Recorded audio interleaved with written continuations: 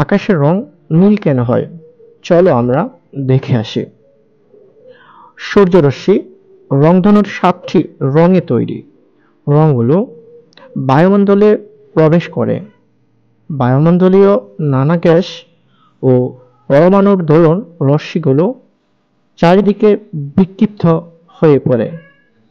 অন্যান্য সব রঙকে আমরা দেখতে পারি না, শুধু নীল রংটাই আমাদের চোখে পড়ে, কেননা নীল রঙটির ওয়েভলেন্থ তুলনামূলকভাবে ছোট হয় এবং অন্যান্য রং এর চেয়ে সহজে ভ্রমণ করতে পারে। সেই জন্য ব্যাপকভাবে ছড়িয়ে পড়ে। প্রশ্ন হতে পারে,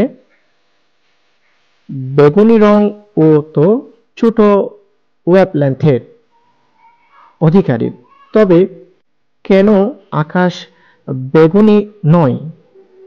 কেননা মানুষের চোখ বেগুনি রঙকে সহজভাবে ধারণ করতে পারে না। এই জন্যে মানুষ আকাশকে বেশিরভাগ সময় নীল দেখে।